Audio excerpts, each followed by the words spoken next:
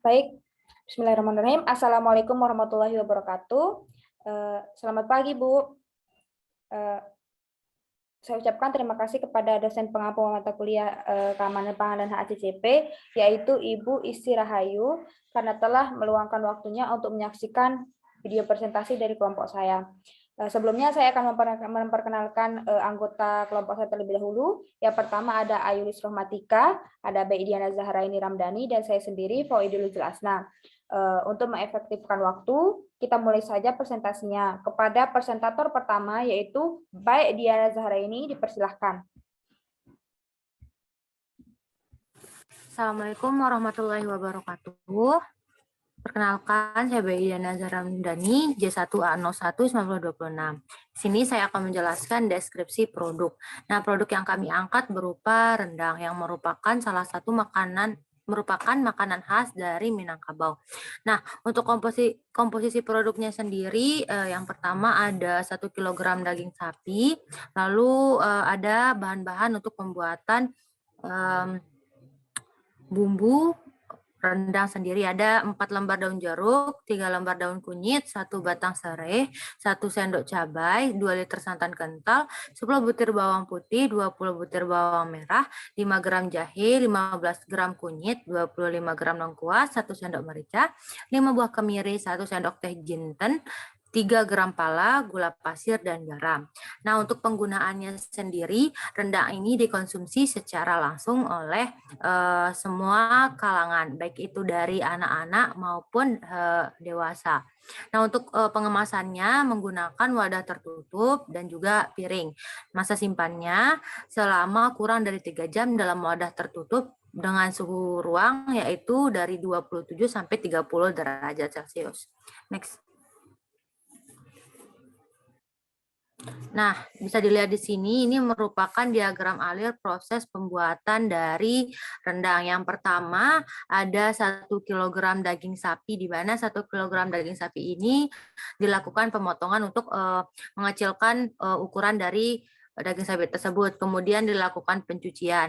Nah, setelah sebelum dilakukan pemasakan, ya, yang pertama kita harus menyiapkan santan terlebih dahulu. Yang pertama, kita siapkan kelapa, lalu kita lakukan pemarutan. Setelah pemarutan ini kita menambahkan air, kemudian kita melakukan pemerasan sehingga kita mendapatkan 2 liter santan.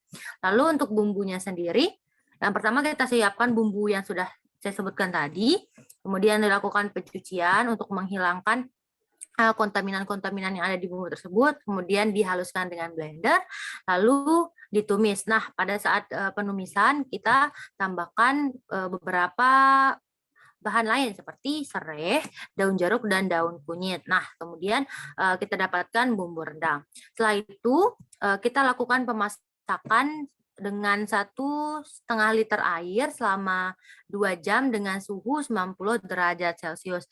Nah, pada saat ini kita masukkan juga bumbu rendangnya. Kemudian jika bumbu rendang sudah meresap ke dalam daging, kita masukkan 2 liter santan.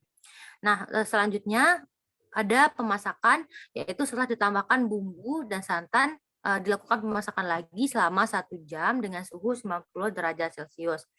Nah, setelah matang, rendang disimpan pada suhu ruang, yakni pada suhu 27 sampai 30 derajat Celcius. Kemudian disajikan.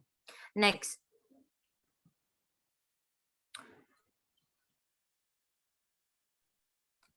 Bagian selanjutnya, saya kembalikan ke moderator. Baik, terima kasih saya ucapkan kepada presentator pertama. Kemudian di sini ada prinsip dari HACCP. Yang pertama, identifikasi bahaya yang akan disampaikan oleh saya sendiri. Yang pertama, identifikasi bahaya pada bahan baku dan bahan tambahan dari rendang. Yang pertama ada daging sapi. Di sini jenis bahayanya itu ada bahaya biologi atau bisa disebut juga mikrobiologi. Jenis bahayanya itu ada Escherichia coli, ada Salmonella. Sumber bahayanya perlakuan tidak bersih saat pemotongan dan penyimpanan daging, suhunya yang tidak sesuai, dan dalam kondisi terbuka. Jadi di sini kondisi tersebut bisa dicegah dengan cara kebersihan tempat penjual pemotongan, kemudian ada penyimpanan daging dalam keadaan yang benar, suhunya juga sesuai dan dalam kondisi tertutup. Kemudian ada jenis bahaya juga untuk daging sapinya itu ada bahaya fisik seperti kayu, debu atau kotoran, bisa juga rambut. Sumber bahayanya itu pemotongan menggunakan talenan yang terbuat dari kayu. Bisa jadi ketika dipotong itu kayunya juga ikut terpotong. Kemudian penjual daging dalam keadaan terbuka. Kemudian bekerja tidak menggunakan penutup kepala atau berhijab bagi yang perempuan. Kemudian ada pencegahannya itu talenan yang digunakan harus sesuai dengan agar tidak ikut terpotong. Kemudian ada pedagang daging, penjualnya juga menggunakan penutup kepala. Kemudian yang kedua bahan bakunya itu ada bumbu seperti bawang merah, bawang putih, cabai, kunyit, lengkuas, jahe, asam ketumbar, kemiri, jintan, pala, garam. Itu jenis bahayanya itu ada bahaya biologi. Jenis bahayanya itu ada bakteri, koliform, dan jamur. Sumber bahayanya itu bumbu yang dijual tidak menggunakan wadah yang bersih dan dibiarkan terbuka begitu saja.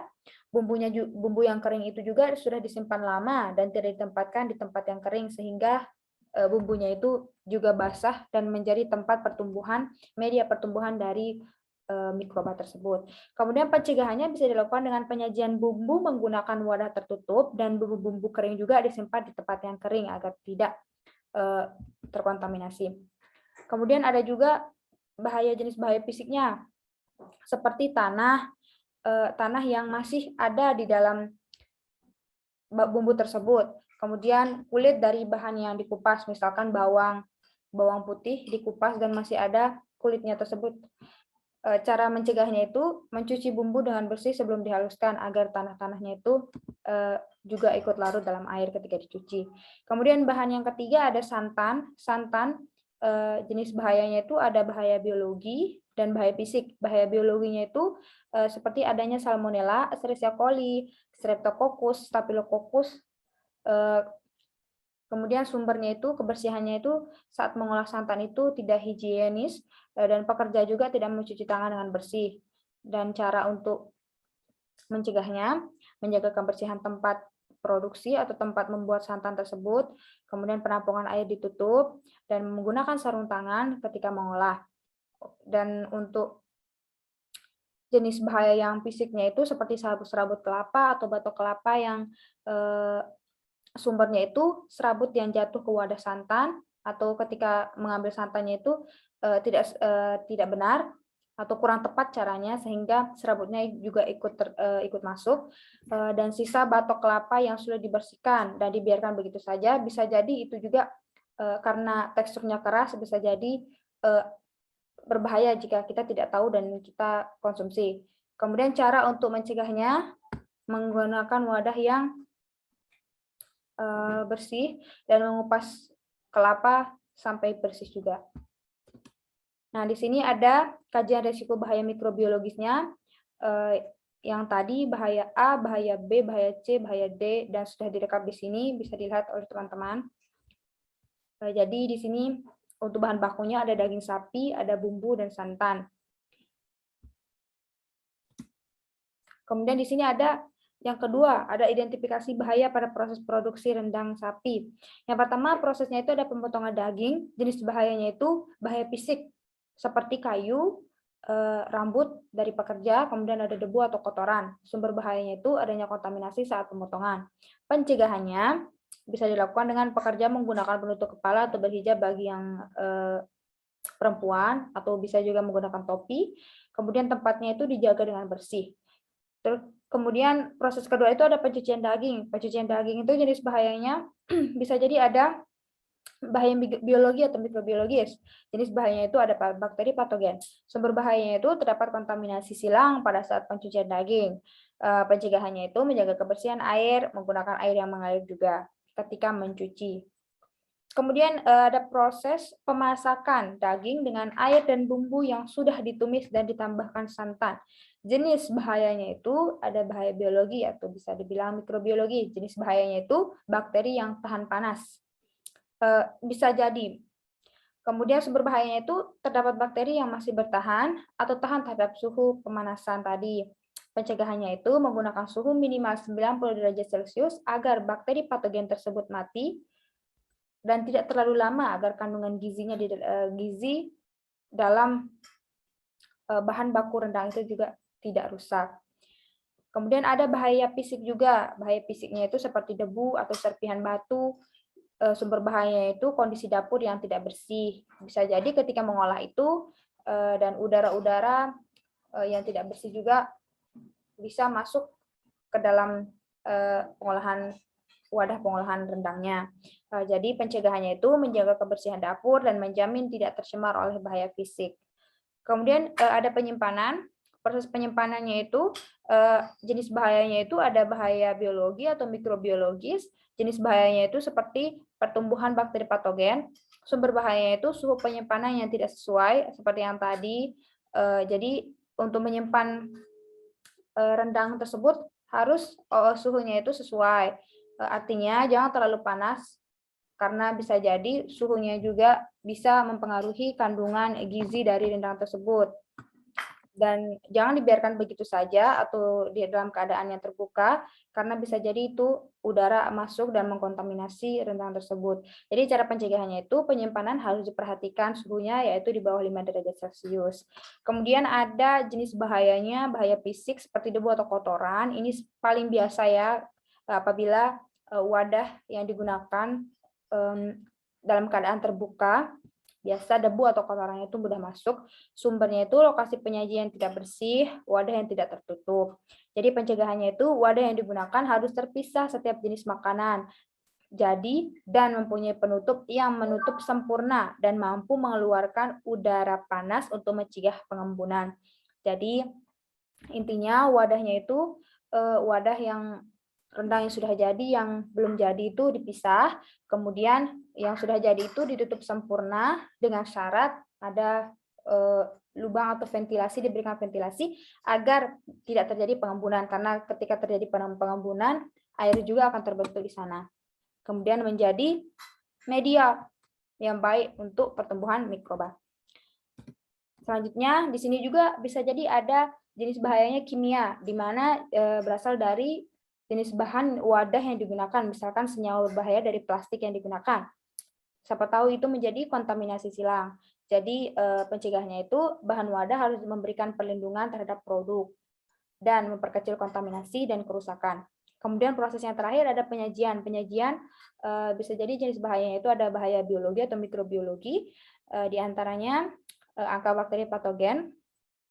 Sumbernya itu adanya kontaminasi atau suhu tidak sesuai, lagi-lagi pada suhu, karena di sini suhu sangat berperan, sangat penting untuk mengkondisikan rendang tersebut. Kemudian cara pencegahannya itu penyajian harus memperhatikan suhu juga. Kemudian di sini ada identifikasi bahayanya. Identifikasi bahaya bisa dilihat oleh teman-teman. Di sini ya, tahapan prosesnya ada pemotongan daging. Bahayanya itu seperti yang sudah saya jelaskan sebelumnya, ada bahaya fisik seperti kayu, rambut pekerja, ada debu atau kotoran. Tindakan pencegahannya, pekerja menggunakan penutup kepala atau berhijab, bagian perempuan atau menggunakan topi, tempat juga dijaga dengan bersih.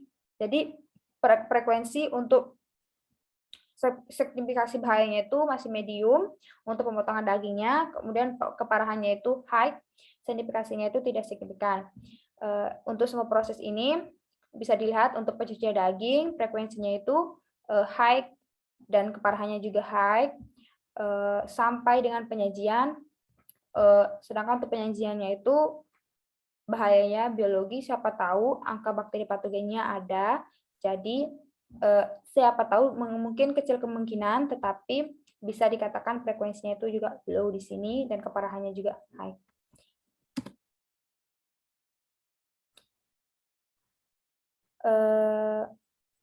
Di sini prinsip 2 ada penentuan critical control point CCP-nya. Ini merupakan pohon CCP yang berisi tentang pertanyaan-pertanyaan yang akan menjadi penentuan dalam CCP-nya sendiri. Yang pertama di sini pertanyaannya ini Apakah terdapat bahaya dalam bahan baku ini atau bahan baku dari rendang tersebut? Kemudian pertanyaan kedua, apakah proses atau konsumen akan menghilangkan bahaya tersebut? Dan yang ketiga, apakah ada risiko kontaminasi silang terhadap fasilitas atau produk lain yang tidak dapat dikendalikan? Bisa dilihat di jawabannya, yang di tabel selanjutnya itu ada penentuan CCP bahan baku rendang. Yang pertama bahan bakunya itu ada daging sapi. Kemudian di sini kita lihat pertanyaannya, apakah terdapat bahaya dalam bahan baku ini? Artinya bahan baku daging sapi itu, kita jawab ya, siapa tahu ada bahaya di dalamnya seperti E. coli atau salmonella. Kemudian apakah proses atau konsumen akan menghilangkan bahaya tersebut? Tentu saja konsumen akan menghilangkan bahaya yang ada pada daging tersebut. Kemudian apakah ada risiko kontaminasi silang terhadap fasilitas atau produk lain yang tidak dapat dikendalikan? Tidak. Jadi di sini daging sapinya itu bukan CCP, bukan termasuk CCP. Kemudian yang ketiga dan ketiga bisa dilihat juga caranya sama, konsepnya sama. Oke, lanjut. Kemudian di sini untuk penentuan CCP tahapan prosesnya. Ini juga berisi pertanyaan-pertanyaan Q1 hingga Q5. Hanya saja pertanyaannya sedikit berbeda. Yang pertama, apakah terdapat bahaya pada tahap tersebut? Bisa kita lanjut. Di sini tahapnya yang pertama ada pemotongan daging. Apakah terdapat bahaya pada saat pemotongan dagingnya? Ya, siapa tahu ada nanti dari talenannya tersebut, misalkan menggunakan talengan kayu, kayunya ikut terpotong. Yang kedua, apakah ada tindakan pencegahan untuk mengendalikan bahaya tersebut? Tentu saja iya. Kemudian pertanyaan ketiga, apakah proses ini dirancang khusus untuk menghilangkan atau mengurangi bahaya sampai aman? Tidak, karena pemotongan daging itu tidak dirancang khusus. Kemudian apakah bahaya dapat meningkat sampai batas tidak aman? Bisa jadi apabila jawabannya di sini ya, apabila cemaran fisiknya ini seperti kayu, rambut, debu ini terlalu banyak dan tidak diperhatikan, maka itu juga bisa berbahaya. Jadi tipe CCP-nya itu CCP 1, dia termasuk CCP. Kemudian ada pencucian daging, bisa dilihat caranya juga sama, melihat pertanyaan untuk pohon CCP-nya, baru dilihat jawabannya di sini. Oke, mungkin hanya itu yang bisa saya sampaikan. Saya kepada Mbak Diana Zahraini Ramdhani, dipersilahkan untuk menyajikan prinsip 3. Baik, terima kasih. Selanjutnya adalah prinsip ketiga, yaitu penetapan critical control point (CCP-nya). Nah, penetapan critical control point ini kita dapatkan tadi di prinsip yang kedua, yaitu penentuan CCP-nya. Nah, yang pertama yaitu pada langkah proses pemotongan daging, itu merupakan tipe CCP yang pertama dengan batas kritisnya, yaitu kita mengecek keadaan alat pemotong dan bebas dari benda asing. Lalu untuk langkah proses yang kedua yaitu pencucian daging merupakan tipe CCP yang kedua, yakni dengan batas kritis menggunakan air yang bersih dan dilakukan secara berulang hingga benar-benar bersih. Lalu untuk langkah proses yang keempat yaitu yang ketiga, proses pemasakan daging dengan air dan bumbu yang sudah ditumis dan ditambahkan dengan santan itu merupakan tipe CCP yang ketiga dengan batas kritisnya yakni bebas dari kontaminasi dengan suhu memasak harus tepat. Nah, dan langkah proses yang terakhir yaitu penyimpanan merupakan tipe CCP yang keempat dengan batas kritis suhu yang digunakan untuk penyimpanan harus sesuai. Next. Nah, kemudian kita masuk ke pemantauan batas kritis dengan tahapan prosesnya yakni pemotongan, pencucian, pemasakan, dan penyimpanan. Di mana pada pemantauan batas kritis ini kita harus memenuhi beberapa prosedur pemantauan, yakni dengan melakukan mengajukan pertanyaan yaitu berupa siapa, apa, bagaimana, di mana, dan kapan. Nah, untuk tahapan proses yang pertama yaitu pemotongan dengan prosedur pemantauannya siapa. Mohon maaf, slide-nya bisa di Terima kasih. Untuk tahapan proses pemotongan dengan prosedur pemantauannya yang berupa siapa dilakukan oleh pekerja. Kemudian untuk prosedur pemantauannya apa, yakni alat pemotong atau pisau dan talenan. Kemudian prosedur pemantauan bagaimana, yakni proses pemotongan dagingnya. Lalu untuk prosedur pemantauannya di mana itu kita melihat ruang pemotongan berupa ditempatkan di dapur. Yang terakhir adalah kapan, yakni pada saat pemotongan bahan baku. Nah, untuk pencucian sendiri, mohon maaf, untuk pencuciannya sendiri, prosedur pemantauan siapa prosedur pemantauannya secara berturut-turut, yakni pekerja dengan prosedur pemantauan apa air. Terus prosedur pemantauan bagaimananya pemeriksaan kebersihan air dan bahan baku. Lalu prosedur pemantauannya di mana, yakni berupa dari sumber air. Lalu yang kelima ada prosedur pemantauan kapan, yakni pada saat pencucian bahan baku. Nah, untuk tahap proses pemasakan, untuk siapa, yakni pekerjanya, lalu prosedur pemantauan apa, suhu dan lama waktu pemasakan daging. Lalu yang ketiga, prosedur pemantauan bagaimana, yaitu kita mengontrol suhu pemasakan dari rendang. Terus prosedur pemantauan di mana kita harus memastikan ruang pemasakannya, yakni di dapur. Terus prosedur pemantauannya berupa kapan, yakni pada saat memasak rendang. Nah, untuk yang tahapan proses yang terakhir berupa penyimpanan, di mana prosedur pemantauannya dilakukan oleh pekerja. Kemudian untuk prosedur pemantauan apa, itu kita menentukan suhu wadah penyimpanannya gitu. Terus untuk prosedur pemantauan yang ketiga, bagaimana kita mengontrol suhu ruang yang digunakan. Terus yang keempat di mana, yakni di ruang penyimpanan, dan yang terakhir kapan, itu pada saat setiap kali memasak rendang. Mungkin itu saja dari saya. Saya kembalikan ke moderator.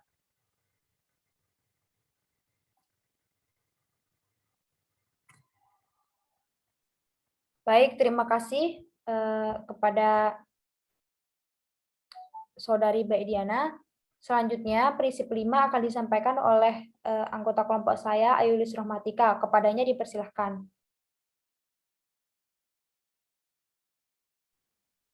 Terima kasih kesempatannya kepada moderator. Di sini saya akan melanjutkan pembahasan mengenai prinsip 5, yaitu tindakan koreksi.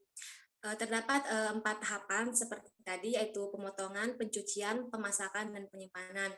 Dengan tahap koreksi atau perbaikan dari pemotongan, yaitu meninjau kebersihan alat pemotong. Kemudian tahapan koreksi atau perbaikan dari pencucian, yaitu meninjau kebersihan daging dan memisahkan bagian yang tidak baik atau busuk. Kemudian yang ketiga, tahapan koreksi atau perbaikan dari pemasakan, yaitu melakukan pengontrolan suhu dalam memasak. Kemudian yang terakhir, tahap koreksi atau perbaikan dari penyimpanan, yaitu melakukan pengontrolan suhu dan mengecek ruang simpan. Next.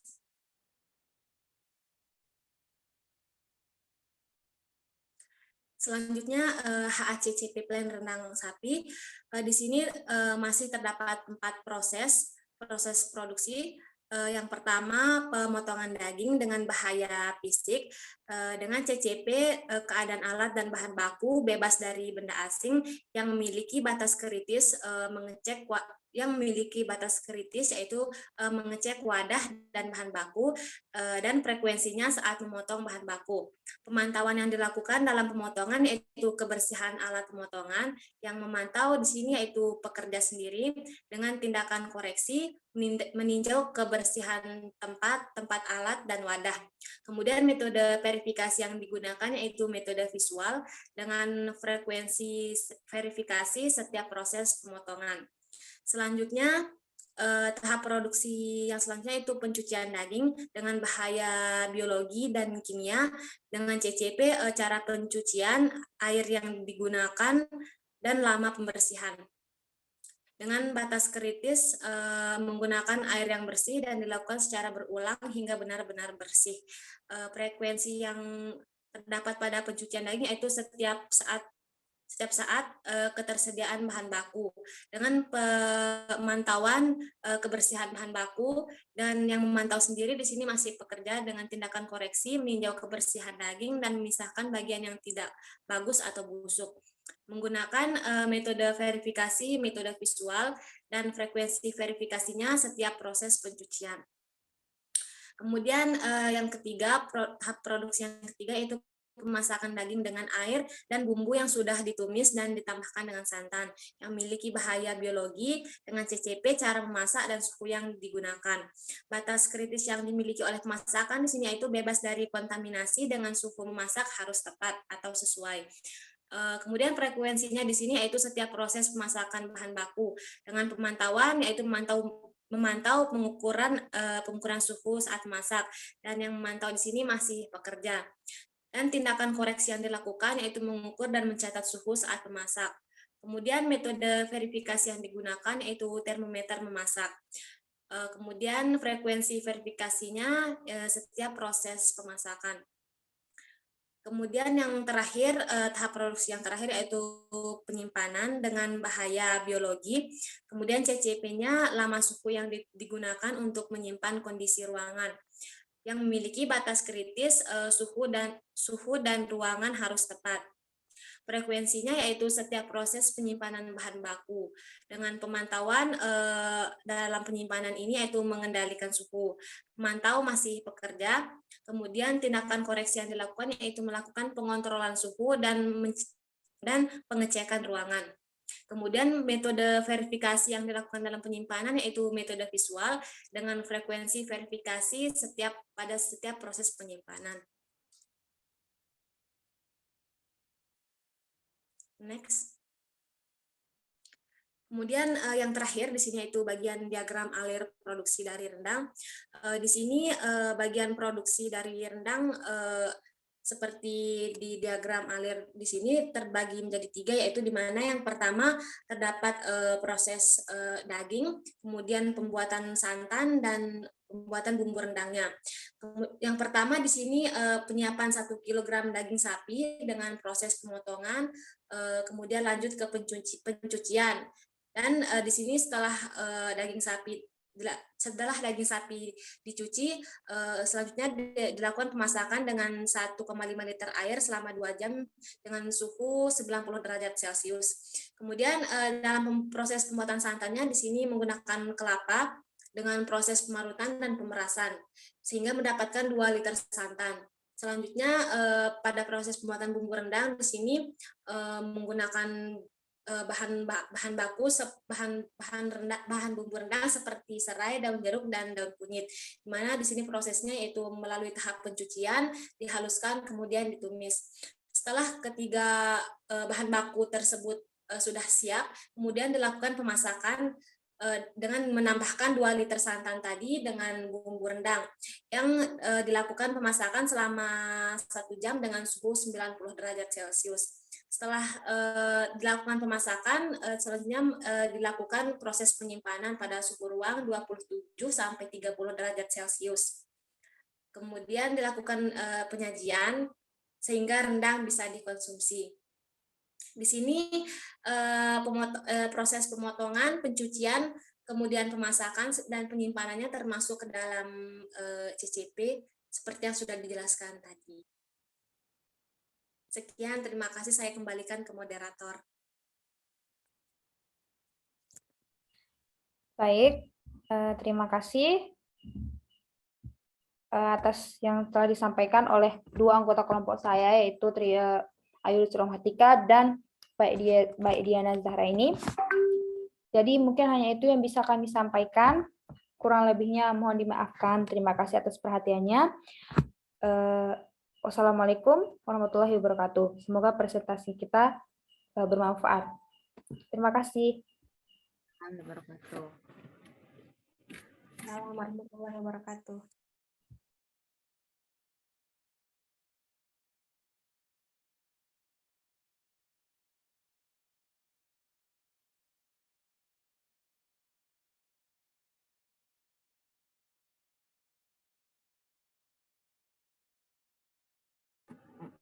Kok itu coba matiin dulu. Weh, udah nih. Apa belum? Udah. Oh, bubuk. Matiin record nih, Puit.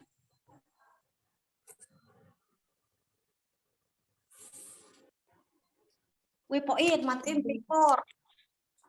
Gue aku tahu dia presentasi ngantuk.